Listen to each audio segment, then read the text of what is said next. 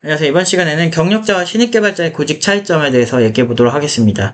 연봉 6천대로 이번에 일본 출신 3년차 개발자가 팀노바에 와서 한 2년에서 3년 사이를 공부를 하고, 근데 이 친구 일본에 있을 때는 저는 중간에 그냥 중도 포기할 줄 알았는데, 근데 포기 안 하고 끝까지 왔더라고요. 그래서 응용 2단계 올 때 되게 반가웠는데, 그 친구가 전형적인 그 국비 지원 출신의 일본으로 가는 그 개발자 루트로 갔고요. 그래서 3년차 됐을 때도 연봉 한 3천? 3천 정도밖에 못 받았대요, 일본에서. 근데 이제 이 친구가 쉐어하우스에 살았는데 도쿄에서 거의 한 달에 쉐어하우스인데도 불구하고 70한 8만 원? 79만 원 정도 썼다 그러더라고요, 월세로. 그러니까 거의 돈이 남지 않는 거예요. 그러다가 이제 원격으로 처음에는 도쿄에서 배웠었거든요. 회사 다니면서. 그러다가 이제 나중에는 몸이 좀 안 좋아져서 한국에 오고, 그러다가 중간에 좀 소식이 없길래 뭐 포기했나 그랬는데 응용 2단계 올라와서 또 열심히 해가지고 잘 됐어요. 근데 이 친구 이번에 일본에서 봤던 것보다 2배 정도, 6천대 이상으로 여러 개 붙어서 골라갔거든요. 한 구직 기간 한 2, 3주 정도 있었고, 어, 근데 이걸 통해서 알 수, 이 친구가 하는 얘기 중에 둘이 이제 수업됐던 내용이 있어요. 그러니까 그 내용을 제가 한번 일단은 틀어드릴 테니까 오디오로 한번 들어보세요. 궁금한 거다 보니까. 왜냐면 미지의 세계지. 그리고 일본이 임금이 센 편이 아닌데, 거기 굳이 가는 경우가 그렇게 좋게 가는 게 아니야. 외노자 느낌이 좀 있어가지고. 왜냐면 한국에서 일본의 젊은 사람들이 부족하니까 개발자, 우리 베트남 개발자 수입해서 쓰듯이 그런 느낌으로 가는 경우가 되게 많거든. 아니면 엄청 돈을 많이 받고 가겠지. 그러다 보니까 이제 그거에 대한 우려점도 좀 어느 정도 있었을 건데, 막상 만났는데 아니면 포트폴리오 보니까 마음에 드니까, 얘가 이거 진짜 본인이라면 본인이 찐으로 했다면 아키텍처 설명도 가능할 거고, 그래서 그런 의문점, 그러니까 이력서를 부를 때는 두 가지 관점이 있어. 첫 번째는 꼰대 회사인 경우에는, 이거 내가 가르쳐가지고 어떻게 해야지라고 하는데 의외로 너한테 가르치려고 하는 경우는 별로 없지. 네. 경력이 있어서 그래. 그러니까 별것도 없거든. 그 동료 감정이 없는 거야, 신입은. 이 아무것도 모르는 바보 같은 것들 내가 알려주겠어, 경력자로서. 이런 느낌으로 부르는 거고, 막상 경력자인 친구들이 구직을 하면 알려주려고는 안 하지. 왜냐면, 얘 어차피 업계에 대해서 좀 알 텐데, 내가 불러서 훈계하면 안 되겠구나, 이 생각을 해, 다들. 그러니까 그런 거지. 약간 너네들이 폼파리에 대해서 제대로 아는 상태에서 용산에 가는 거랑, 부품 살 때도 그래. 용팔이들 막 이렇게 샌님 같은 애들한테는 비싸게 파는데 나처럼 뭐 다나와에서 이 부품 여기 얼마에 파는 거 알고 왔어요. 이렇게 하는 애들은 꾼이거든. 그러니까 그런 애들한테는 이렇게 용팔이지도 않았지 대부분은. 그러니까 좀 잘 아는 사람들한테 안 그러거든. 그러니까 그런 느낌의 차이거든. 근데 보면은 너 여기 오기 전이랑 후랑 실력 차이가 어느 정도 되는 것 같아? 어, 그냥 비교를 할 수 없을 것 같습니다. 디테일로 봤을 때는 어떤 부분이 좋아진 건데? 일단 디테일로는 디테일이라 네, 일단 자신감부터가 좀 달라졌고, 음. 어, 일단 그 전에는 그냥 주어진 일을 그냥 하는 정도였었는데, 이제는 뭐, 이 정도 내가 연봉을 받게 된다라고 했을 때 해야 될 일들, 그러니까 설정하는 업무를 이제 설정을 하는 게 좀 달라졌다. 그리고 그냥 이 기술을 그냥 하는 게 맞는지, 이런 거 전혀 생각 없이 그냥 개발만 했었는데 그런 걸 조금 생각을 하면서 하게끔 됐었던 것 같습니다. 어쨌든 그 성장을 하면서 네, 방금 이 친구가 얘기한 것처럼, 이게 3번에 해당하는 건데요. 경력자, 우리 회사를 위해 어떤 업무까지 할 수 있고, 어떤 비전을 제시해 줄 수 있습니까? 라는 부분에 있어서, 이제 부합하는 거거든요. 그러니까, 경력자한테 기대하는 게, 이 친구한테 얘기한 것처럼, 그냥 수동적으로 뭔가를 하는 거를 기대하진 않아요. 대부분. 진짜 베스트 최고의 개발자라고 하면, 그러니까 그 경력 대비 가격 대비 성능비를 우리가 보잖아요. 우리가 회사 사장이라고 생각해 보세요. 사람들이 그러잖아요. 회사는 나를 부품으로 생각해서 난 너무 슬프다. 막 이지랄 하잖아. 근데 그 지랄에 맞춰보자고, 우리가. 그 지랄에 맞춰서 한번 내가 부품이야. 그러면 나는 과연 어떤 부품이어야 될까? 생각하는 거지. 사람들이 제일 좋아하는 게 뭐예요? 아까 호캉스가 아니고 호캉스 할 때도 뭐 가성비. 그 밥 먹을 때도 가성비. 요 정도 돈 쓰고 요 정도밖에 안 되면 나는 여기서 안 먹는다. 이렇게 하잖아. 똑같아. 회사 사장님들도 얘 이거 뽑았을 때 우리 회사에 해줄 수 있는 게 많으면 많을수록 좋은 거지. 그래서 보면은 마치 뭐 팀노바 이런 애막 까던 사람들도 보면 이제 마치 선택과 집중을 했으니까 나는 뭔가 다르다라고 하는데 이 친구가 원래는 웹 개발자 출신인데 웹 개발자 위주로만 했으면 아마 식견이 되게 좁았을 거예요. 그리고 대부분 제가 이렇게 보면 웹 개발자들, 여기 오는 경력자들도 되게 많거든요, 생각보다. 그런 분들한테 이렇게 내 눈엔 다 보이지, 얘가 뭐가 부족한지. 그래서 이렇게 툭툭 몇 개를 던져. 뭐 예를 들면 DB 커넥션 풀을 매일 쓰거든. 이거는 커넥션 풀, 그래, 거기서 그 DB 커넥션 풀의 아키텍처를 설명해 주실 수 있겠어요? 내가 이런 질문할 때 제대로 답변하는 웹 개발자들 거의 못 봤어. 수명받나?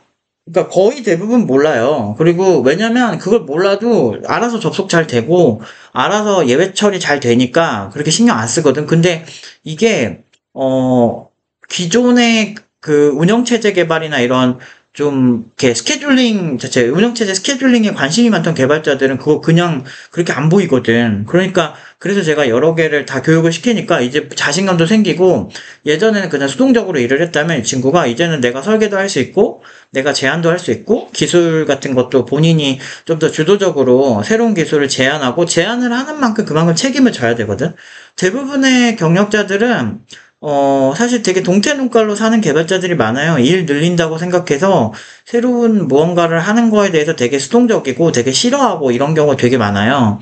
근데 그게 왜 그러냐면 일단 새로운 일을 했을 때 받아들이는 그 일의 업무량, 스트레스 이런 부분인데, 팀노바 팀원들은 그런 것들을 좀 훈련을 잘 해놔서 금방금방 하죠. 그래서 아무튼 이 친구도 굉장히 좀 여러모로 굉장히 성장을 많이 한 친구예요. 그래서 이제 소감 좀 한번 듣고 가자면, 2년에서 3년 정도 거의 가까이 티노바에 있으면서 사실 그 세계관이 그렇게까지 저한테 많이 흡수가 됐다고 생각을 못 했었어요. 근데 면접을 보면서 아, 이때는 노프 팀장님이 이랬었지. 아, 이랬었네? 라는 게 이제 자꾸 이제 리마인드가 되면서 그때 들었던 그런 뭐라 해야 되죠? 그 행동 방식이라든지 말하는 방식이 저도 모르게 나오게 되더라고요. 이제 그런 걸 하면서 사실 그 전에 제가 이제 팀노바 오기 전에 그런 걸 했다고 하면 좀 쭈구리가 돼가지고 아, 어떡하지? 아, 어떡해? 약간 이런 식으로 됐었을 텐데 뭐 이제 계속 저는 이제 하면서 자꾸 이제 인정을 받다 보니까 아, 나 정말 그래도 어느 정도 괜찮은가 보다. 라는 생각을 좀 했었고, 사실 저 광주에도 넣었고, 대전에도 넣었었는데, 광주에서는 연락이 다 안 왔었어요. 근데 광주에 웹디 하는 제 친구가 있는데, 어, 그 제 친구의 친구가 제 포포를 봤다 하더라고, 회사에서 부장님이 너랑 동갑내기 개발자가 있는데 어때? 하고 저를 보여줬는데, 그 친구가 엄청 놀랐대요. 야, 우리가 아는 그 평수기 맞냐? 야, 연봉 왜 이렇게 높아?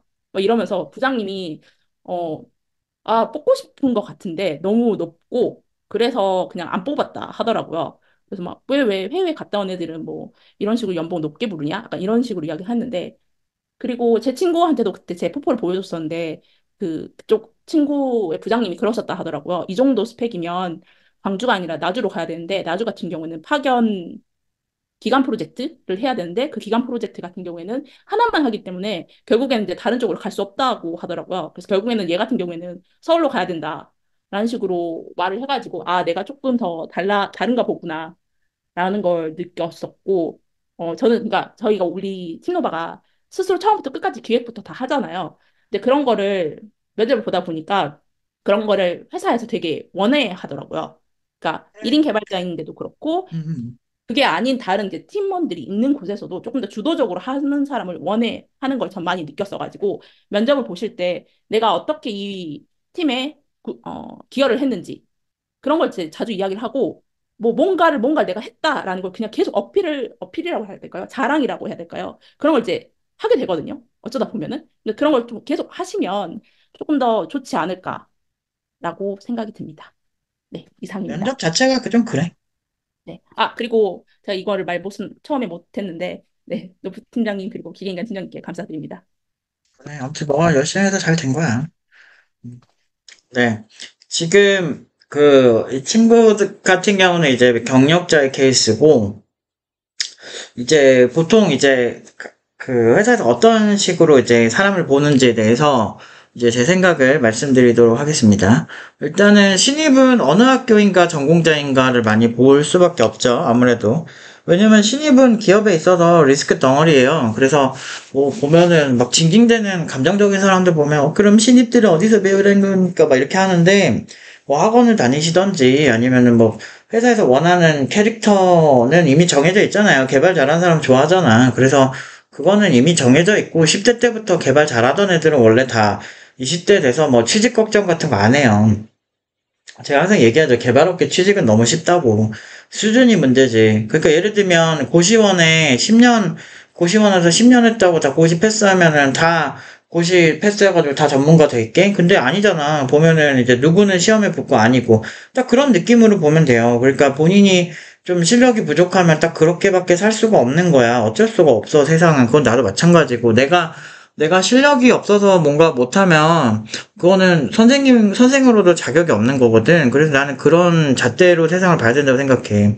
그리고 경력자는 당신은 어느 회사 출신인가, 전 회사가 어떤지를 일반적으로 보죠. 근데 이것도 조금 케바케인 게, 실력 있는 경력자인 경우에는 그냥 어느 출신이든 별로 그렇게 신경을 안 쓰더라고.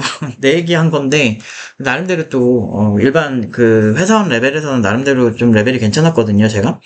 그래서 그런 데는 그냥 저를 보고 그냥 꽂히는 경우가 많아요. 그러니까 저 같은 경우도 되게 자수성가하신 분들이 저한테 많이 꽂혀요. 왜 그런지 모르겠어. 난 그분들이 좀 무섭거든?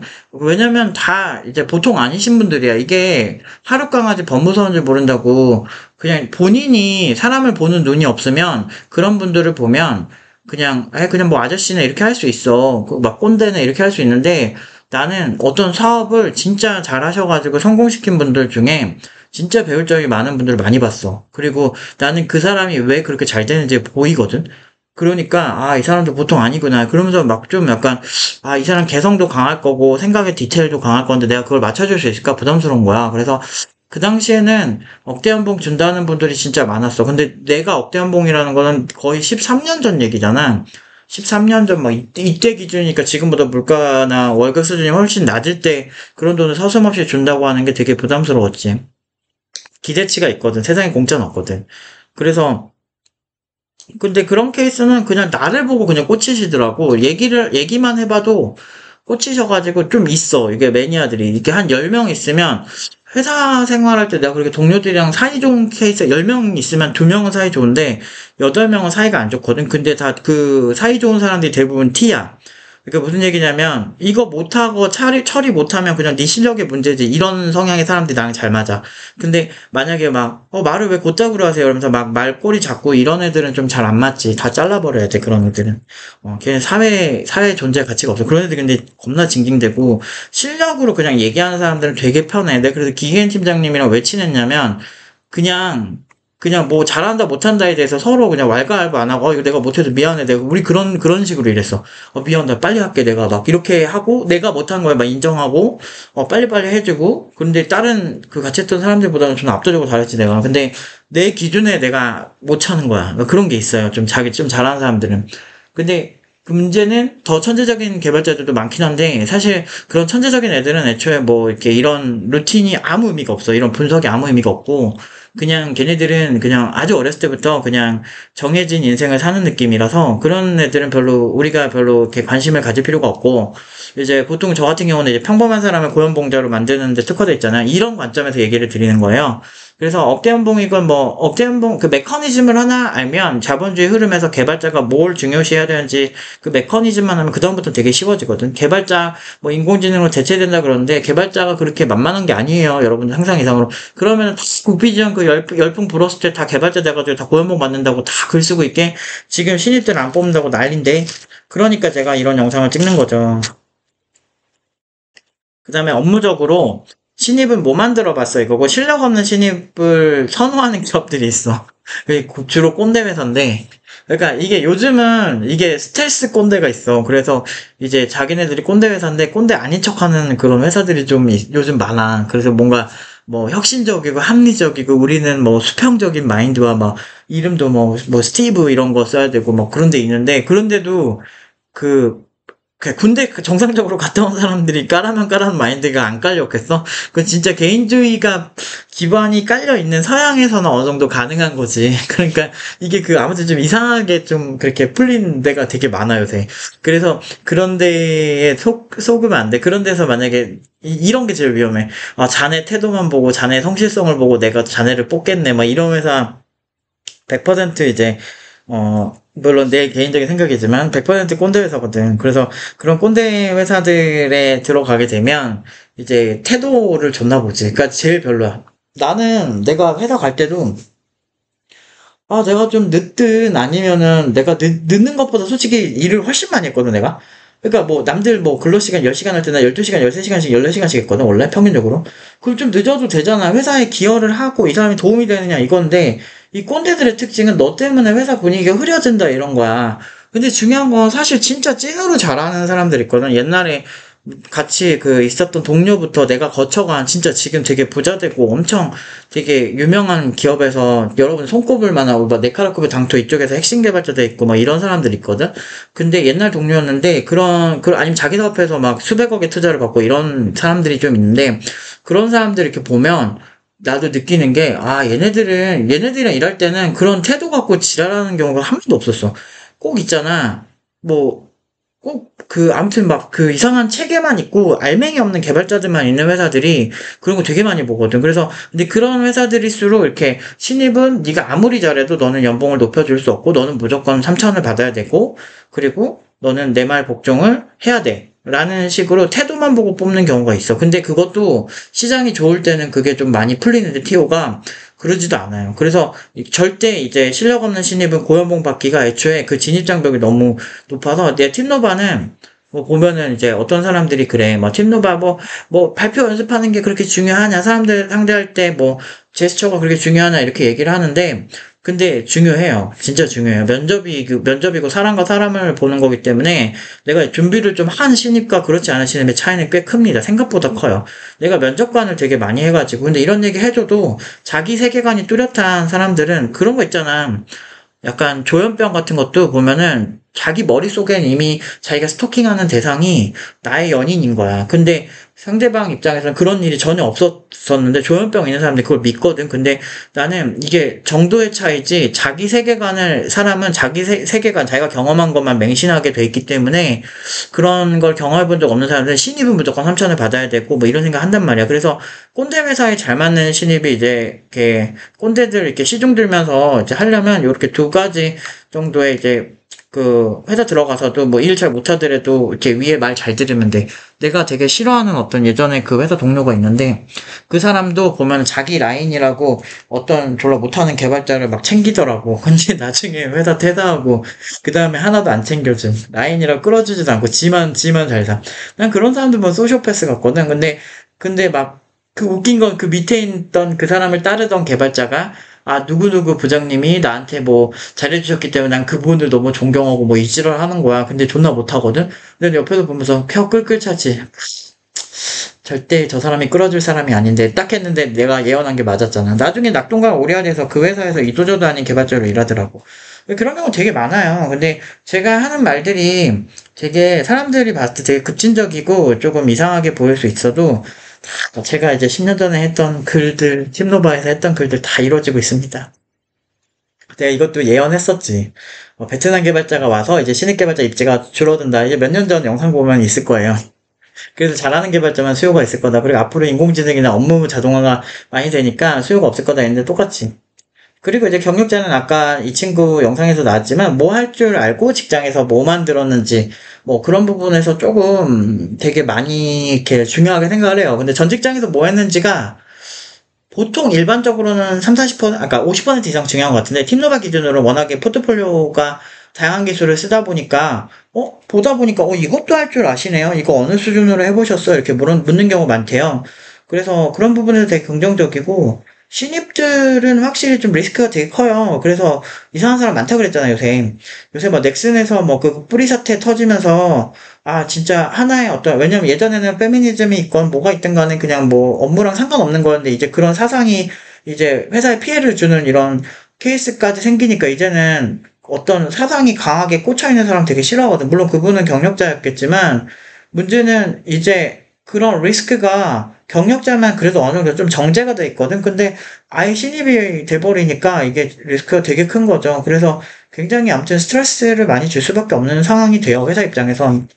그래서 아무튼 잘 생각하셔야 되고 그리고 이제 신입들 업무는 보통 신입한테는 그냥 뭐 만들어봐서 보고 그냥 던져주죠. 그러니까 네가 삽질해봐라 막 이런 마인드인데 난 그런 마인드가 제일 별로야. 특히나 IT 업계에서 삽질 뭐 고생하는 건 당연한 거지. 그건 당연히 있어야 돼. 그거는 어느 누구든 성장할 때 필요한 건데 대부분 보면은 막 군대 마인드로 되게 무식하게 해. 내가 군대 훈련소까지 갔다 왔고 그리고 내가 우리 아빠가 직업군인으로 한 서른 한 세네 살까지 하고 그 기계현 팀장님이 공군 출신이거든요. 직업군인.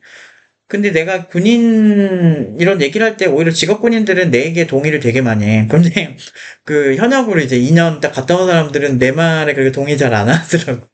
근데 난 그 직업에 군인 정신을 안 꼈으면 좋겠는 게 그 군대는 그렇게 효율적인 집단이 아니에요. 왜 그러냐면 기본적으로 뭐 이윤 추구를 하는 집단이 아니기 때문에 이게 경쟁을 통해서 우리가 뭐 더 많이 이렇게 뭔가 벌어들이자 이런 기업처럼 합리적인 이런 그 선택을 할 필요도 없고 공무원 마인드란 말이야. 그런 데는 되게 어떻게 보면 태도적인 게 더 많이 이렇게 돼요. 그래서 위에 뭐 장군이 온다고 했을 때 갑자기 뭐 식탁보가 바뀌고 막 그러더라고. 나 졸라 웃겼어. 장군이 이제 훈련병들 보러 온다고 하는데 뭔가 평소에 쓰지도 않던 거 막 존나 막 갑자기 엄청 깨끗한 그런 거 다 바뀌고 난 거기서 무슨 뭐 폐병 걸려서 왔었거든. 되게 더러워가지고 그래서 아무튼 평소에 쓰지도 않던 거 막 엄청 그 되게 하고 그러면서 내가 얘네도 철래 쓸데없는 거 같고 시간 낭비하고 에너지 낭비하는구나 내 생각했거든. 딱 그 느낌이야. 신입들 꼰대 회사도 그렇고 신입들한테 원하는 건 어차피 너가 슈퍼 신입이 아닌 이상은 존나 잘하는 애가 아닌 이상은 기대치도 별로 높지도 않고 연봉도 짜기 때문에 그냥 시키는 거나 해라 이런 마인드가 대부분이고요. 그리고 경력자들은 일단 바로 실무 투입을 해야 되기 때문에 뭐 할 줄 아는데 좀 구체적으로 물어보죠. 그러니까 애초에 시작 자체가 경력자들 기반이라고 보시면 되고 그리고 이제 기대하는 거는 던져주면 소화 어느 정도 하는지, 그러니까 네가 이거 하겠어? 막 이런 느낌으로 봐요. 무시 당할 수밖에 없지. 님들이 실력이 안 좋은데 존나 슈퍼스타 신입이면 한 들어가서 한 달? 한 달 안에 이미 경력자들 휘어잡고 있어요. 졸라 잘하는 애들은 경력자들이 경외해요. 경외해 진짜. IT 업계는 특히나 이제 개발자는 딴 거 모르겠어. 개발자는 진짜 실력으로 압도할 수 있는 분야고 얘가 신입이든 아니든 처음엔 어리버리해서 어버버버 할 수 있어도 몇 달 안에 회사 분위기 정리됩니다. 왜냐면 이게 이렇게 하면 좆되는 걸 아는 개발자들이기 때문에 그냥 대충 딱 봐도 아무리 고등학생이어도 얘네들은 그 경험을 깊게 해본 애들은 이렇게 하면은 이거 성공 못해요. 이걸 알아. 근데 롤이랑 똑같아. 그래서 회사에서 애지가 나면은 진짜 물론 이제 그것도 영악하게 영특하게 거기에서 정치질하는 애들이 있어. 근데 사실 저 같은 사람들한테 정치질이 안 먹히는 게 애초에 세계관을 파괴하고 시작을 하고 뭐 예를 들어서 내가 예전에 병특했는데 막 겁나 뒷담화하던 그 상사가 있어. 나 나가고 나서도. 근데 그 회사에서 상사지만 나오고 난 다음에 알바 이런 느낌이긴 한데 아무튼 그 아저씨가 그 보면은 엄청 내욕을 하고 막 그러고 다녀도 이미 나는 억대연봉으로 딴데 갈 데가 정해져 있는 상태였기 때문에 그 회사는 그냥 군 생활할 때 잠깐 다니는 회사일 뿐이야 나한테. 그러니까 아무렇지도 않은 거야. 그래서 그러든지 말든지 나는 나가면 지금 연봉의 최소 2배 이상은 받고 간다 이런 느낌이니까 아무렇지도 않아요. 그러니까 근데 이런 사람들이 나만 있겠냐고. 나보다 잘하는 사람 진짜 많거든. 근데 그런 잘하는 사람들이 그냥 다들 되게 냉정해. 우리 보통 개발자들은 그 어떤 감정적인 사람보다 T 성향이 강한 문제 해결에 능한 사람들이 많단 말이지. 그런 사람들이 내가 뭐 회사에 어쩌고저쩌고 뭐 감정선 막 타고 뭐 이럴 것 같잖아. 절대 안 그래. 예를 들어서 페이스북 개발자들도 뭐 주가 떨어지니까 다들 이직 러시 바로 하고 그러거든. 근데 회사도 존나 웃긴 게 갑자기 이제 IT 업계 투자가 막 메마르니까 갑자기 다들 그 해고하고 바로 러시하잖아. 구글도 마찬가지고.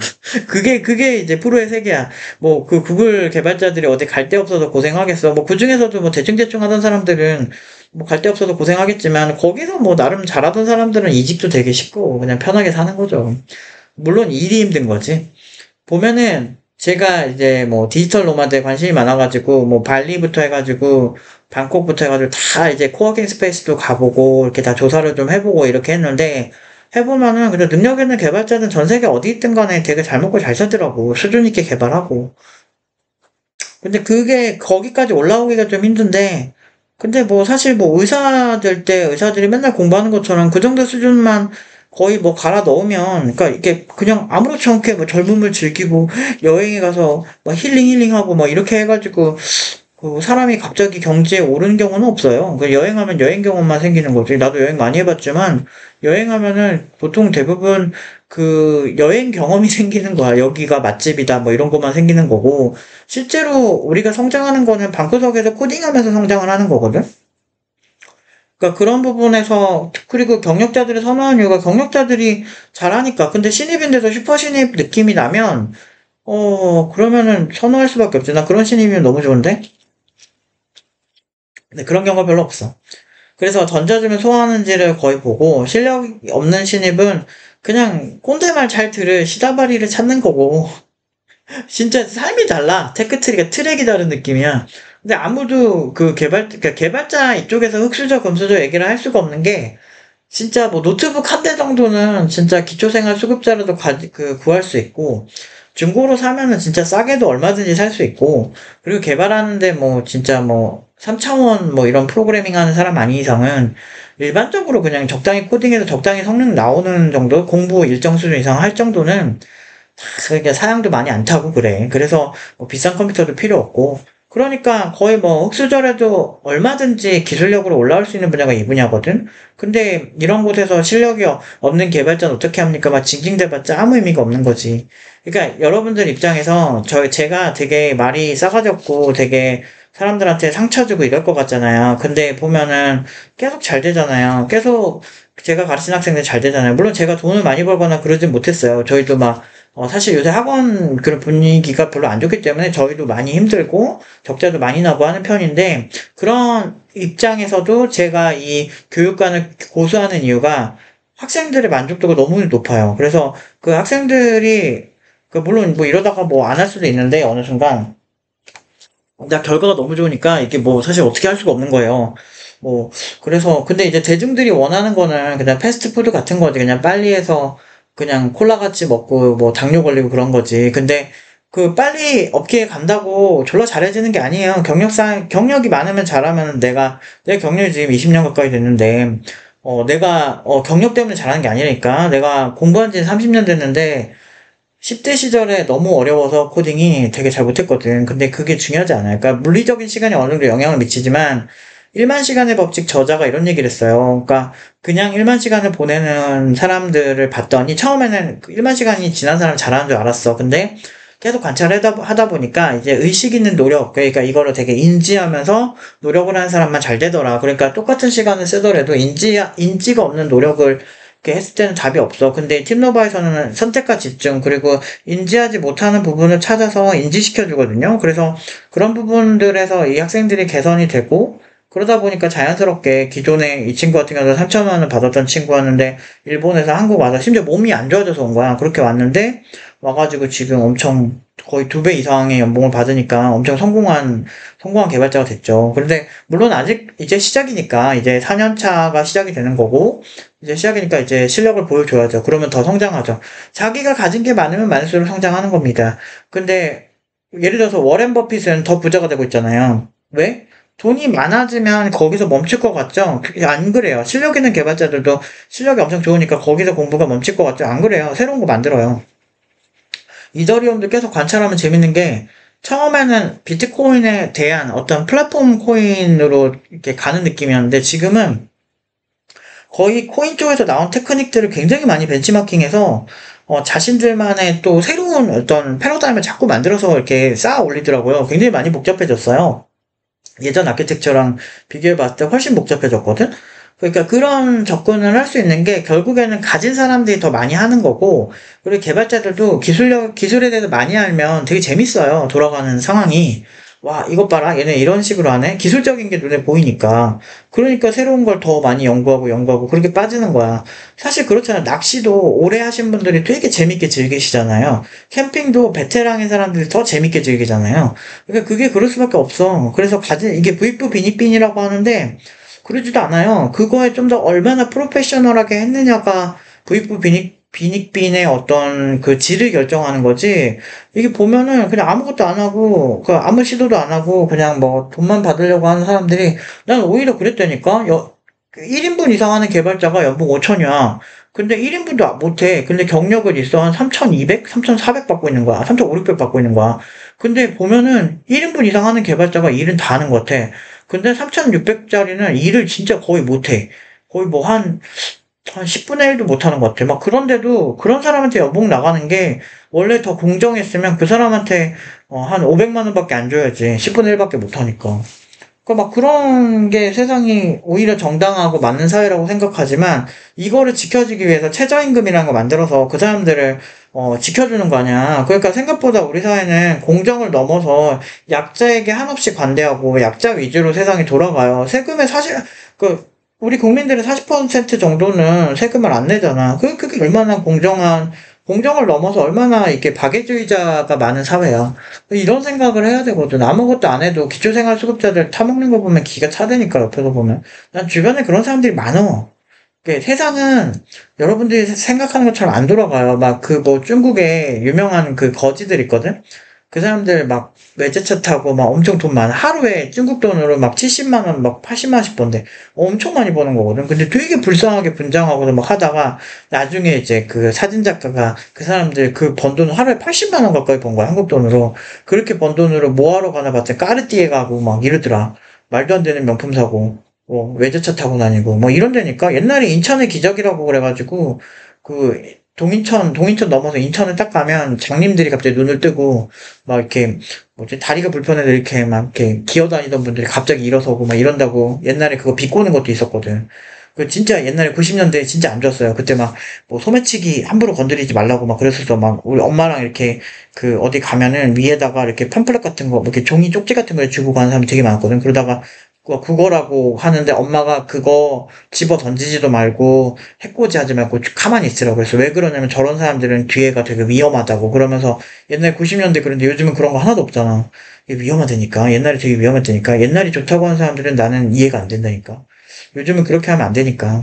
아무튼 말이 좀 길어졌는데 정말 세상에는 본인이 실력을 쌓아서 정당하게 승부를 하는 사람들한테 기회가 많아요. 그리고 신입들이 여러분들이 준비를 억울해 할 필요가 없는 게 그러니까 보통 신입들은 이렇게 젊은 경우가 많잖아요. 그러니까 시간도 있고 충분히 여러분들이 대부분은 노력을 잘 안 하려고 하기 때문에 특히나 개발 쪽에서도 그런 스타일이 많아요. 그래서 많은 이제 어떤 나이 되게 많이 먹은 소위 이제 그 노인들 중에 좀 현명한 노인들이 그런 얘기를 해. 젊었을 때 사서 고생하면 그게 약이 된다 이렇게 하는데 사람들이 그 젊었을 때 고생하면 그게 뭐 나쁜 거지 이렇게 하는데 제가 이제 그 중간에 껴있잖아요. 이제 40대를 눈앞에 두고 있는 입장에서 제가 생각을 해보면 어느 정도는 말이 되는 것 같아요. 왜냐하면 지금 이 친구들도 거의 이 친구들 뭐 보면 일본에서 공부 양쪽 병행하고 딴 친구들보다 좀 길게 할 수밖에 없었던 게 그때 회사 병행하다 보면 조금 기간이 길어지는 경우가 많아요. 본인이 과제 제출 늦게 해서 과제 제출을 늦게 해서 그래 보통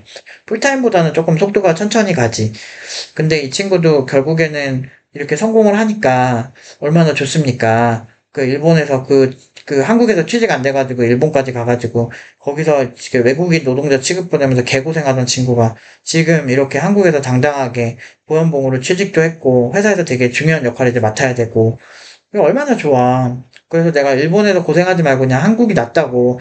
이게 한 10년 전만 해도 일본이 임금이 나쁘지가 않았는데 지금은 한국이 훨씬 추월했거든요. 그래서 지금 너무 좋습니다. 그래서 그래서 앞으로 이제 여러분들이 걱정해야 될 거는 베트남 개발자들이 요새 되게 호황이에요. 생각보다. 베트남 개발자에 대한 저렴하거든. 우리나라 2분의 1도 안 돼. 개발자. 그럼 제가 얘기했잖아요. 어설픈 신입들은 진짜 제발 공부하라고. 위험하다고, 정말 위험하다고. 그런 얘기를 제가 몇 년 전부터 했는데, 그때는 사람들이 그렇게 신경도 안 썼거든요? 근데 지금 보세요. 다시 그 외국인 노동자 박람회 이런 거 있어. 그 IT 그 원격 근무 되게 잘 돼요. 의외로 되게 잘 돼요. 기사 찾아보세요, 여러분들. 좋댔어, 아주 그냥. 그래서 잘하는 사람들은 전혀 타격감 없는데, 신입들이 더 힘들어졌어. 그러니까 왜냐면 기업 입장에서는 투자가 안 되잖아, IT가. 그럼 어떻게 돼? 그쪽으로 가는 거야. 좆된 거라니까요. 그러면 팀노바 같은 경우는 지금 타격감 1도 없잖아요. 그러니까 우리가 학원 자체가 힘든 거지. 그거 빼고는 왜냐면 나는 우리는 배우려는 학생들 가르치는 입장이고 취직하는 입장에서는 사실 이 친구 말고도 이미 이번 주에 또 확정된 되게 좋은 조건을 간 지가 또 있어. 미쳤어. 프리랜서로 뭐 아무튼 미쳤어. 아무튼 엄청 높은 연봉으로 그 친구 또 한 명 또 있는데 그 친구도 그렇고, 그냥 타격감이 없어요. 애들이 그냥 대부분, 구직 한두 달 안에 그냥 금방 가는 느낌이고, 그리고 다 고연봉이고, 그러니까 그 왜 그러냐면 이제 양극화된다 그랬잖아. 그래서 제대로 배운 친구들만 잘 될 거야. 그래서 이래서 좀 안타까워. 음. 아무튼 뭐 모두 다 잘 됐으면 좋겠지만 사실 그건 불가능하다. 아무튼 오늘 여기까지 하도록 하겠습니다.